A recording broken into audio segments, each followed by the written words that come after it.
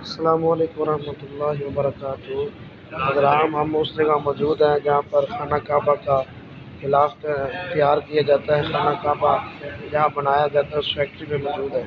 और ये वो धागे हैं जिनके बारे में कहते हैं, ये काले रंग वाला धागा बाहरली साइड पर और सफ़ेद रंग वाला अंदरली साइड पर।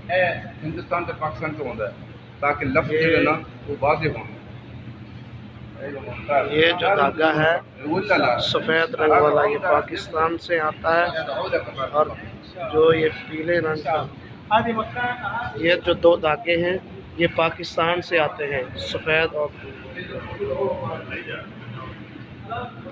ये आप देख सकते हैं ये चीज़ें हैं। इन धागों के साथ जो है इबारात को लिखा जाता है, इन धागों के साथ इबारात को लिखा जाता है, जो पुरानी आयात लिखी जाती है।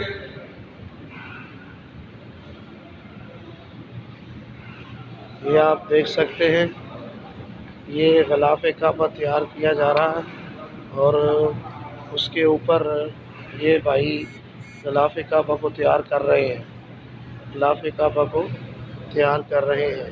ये तमाम भाई ग़िलाफ़े काबा को तैयार कर रहे हैं, आयात लिख रहे हैं। ये आप देख सकते हैं ये जो धागा है ये ग़िलाफ़े काबा में इस्तेमाल किया जाता है।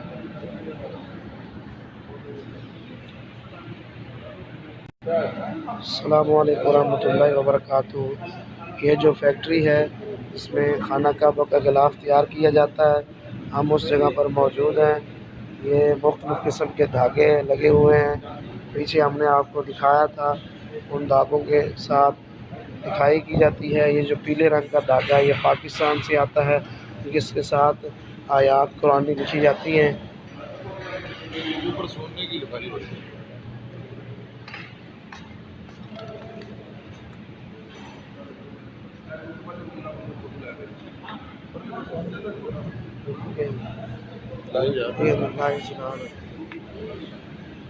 ये देखिए आप,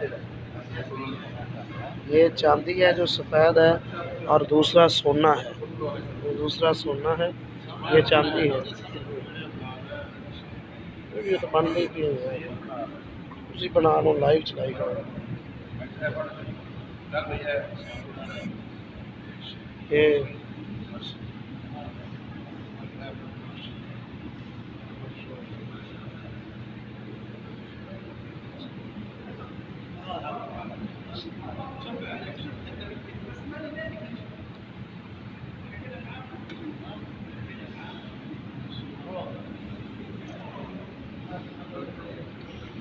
सीधा करो।